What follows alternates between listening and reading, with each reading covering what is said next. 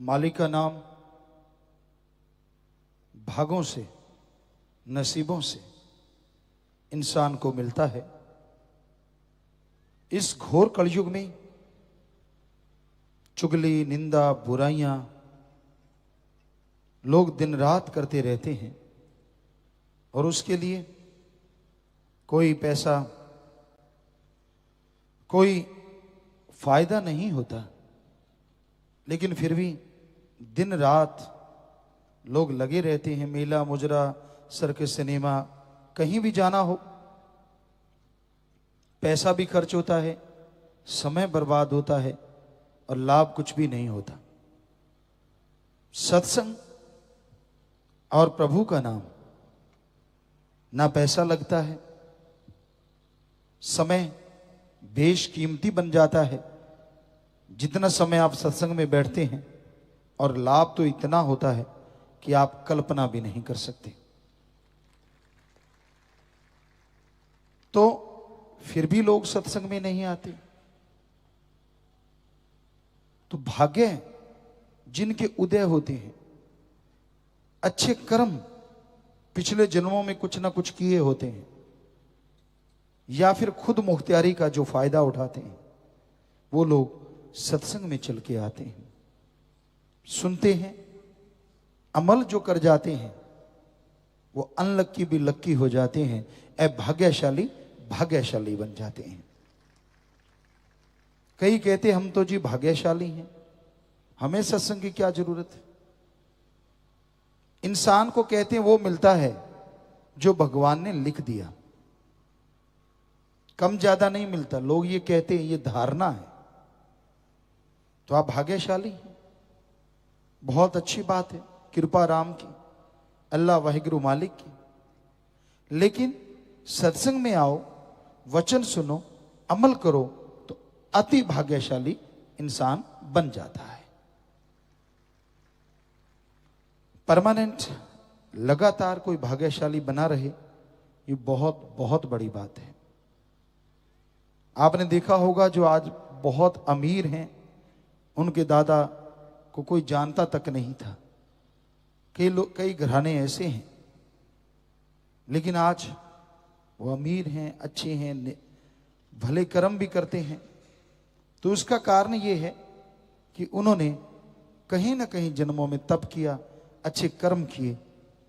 लेकिन इसका मतलब ये नहीं है कि सत्संगी है तो वो गरीब है, वो सोचे मैं अमीर क्यों नहीं। अमीर आप जितना कोई हो नहीं सकता जिसको आत्मिक शांति मिली हुई है। करोड़ों अरबों रुपए होने के बावजूद बेचैनी है, टेंशन है, नींद नहीं आती, कोई ना कोई तकलीफ है, घर में लड़ाई झगड़े हैं, प्यार मोहब्बत का खात्मा, ये सब आत्मिक अशांति की वजह से है। तो जिनको आत्मिक शांति मिल जाती है वो बहुत ही भाग्यशाली हैं। और ये भाग्य सत्संग में ही उदय होता है। तो इसलिए सत्संग सुनो, मालिक की चर्चा सुनो और वचनों पे अमल करो, तो यकीनन आपके भाग्य बदल जाएंगे।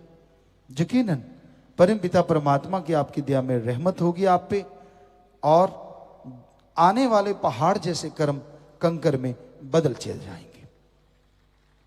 कर्मों का बदलना कोई आसान कार्य नहीं है। आने वाले समय में आपको बहुत टेंशन होने वाली हो, बहुत नुकसान होने वाला हो, बहुत तकलीफ आने वाली हो, सत्संग सुनो, सत्संग में मिलने वाला राम का नाम जपो, तो यकीनन वो टेंशन दूर हो जाएगी, पहाड़ से कंकर बन जाएगा और आप मालिक की तमाम खुशियों के हकदार बनते चले जाएंगे। तो भाई, आप अपने अंदर की बेचैनियों को, अपने अंदर की टेंशनों को खत्म अगर करना चाहते हो, आप किसी को बताना नहीं चाहते, किसी से शेयर नहीं करना चाहते क्योंकि आपको शर्म आती है, आपको लज्जा आती है, पर फिर भी आप अपने टेंशन परेशानियां दूर करना चाहते हैं, तो आप प्रभु के नाम का सुमरन करो, सत्संग सुनो, अमल करो। उस भगवान वाहिगुरु राम को बताओ, चाहे ना बताओ, उसको मालूम है आपको क्या परेशानी है, उसे पता है कि आपको क्या दुख है। और जैसे आप सुमरण करेंगे, भक्ति इबादत करेंगे, तो आपके तमाम दुख दर्द परेशानियां वो पल में दूर करता जाएगा। आदमी को कहना पड़ता है कि यार मेरे ये काम है, मेरे वो काम है, मेरा ये काम कर दे, मेरा वो काम कर दे, पर वो तो सबको बनाने वाला है, वो तो दया का सागर है, रहमो करम का मालिक है, उसको सब पता है, उसे सब मालूम है। तो वो आपके तमाम अच्छे बुरे कर्मों के ख्याल रखता है, निगाह रखता है। निरंतर भक्ति करोगे, निरंतर सत्संग सुनोगे और अमल करोगे तो जन्मों जन्मों के पाप कर्म वो खत्म कर डालेगा और खुशियों से आपको लबरेज बना देगा। इसलिए सत्संग सुनना जरूरी है, सुन के अमल करना जरूरी है, क्योंकि अमल के बिना बेड़े पार नहीं होते। सत्संग सुनो, अमल करो, दीनता नम्रता धारण करो, अपने अहंकार को, अपने गुस्से को, अपनी खुदी को सुमरन के द्वारा मिटाओ।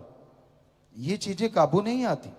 काम वासना, क्रोध, लोभ, मोह, अहंकार, मन और माया, सातों का चक्रव्यूह, सातों का जाल काल ने ऐसा फंसाया है कि इसमें क्या मजाल की जीभ निकल जाए। तो इनसे निकलने के लिए सुमरन, भक्ति, इबादत जरूरी है, सेवा जरूरी है। सेवा करोगे, सुमरन करोगे तो इनके बंधन, ये जो जाल टाइट आप पे कसा है, ये लूज हो जाएगा, ढीले हो जाएंगे इसके बंधन। लगातार सुमरण करने से आपकी आदत में गुस्सा है, काम वासना है, लोभ लालच है, मोह ममता है, अहंकार है, मन के पीछे आप बहक जाते हैं, माया के पीछे भरम जाते हैं। तो ये सारी चीजें धीरे धीरे हटती जाएंगी, दीनता नम्रता आती जाएगी और आप मालिक की दया में रहमत के लायक बनते जाएंगे। खुशियां आपको एक दिन जरूर मिलेंगी और अंदर बाहर आप आत्मिक शांति से जब माला माल हो जाएंगे तो परम पिता परमात्मा के नूरी स्वरूप के दर्शन जरूर होंगे।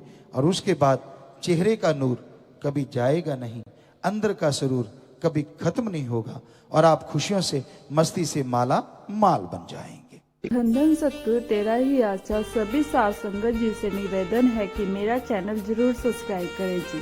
धन धन सतगुरु तेरा ही आसरा।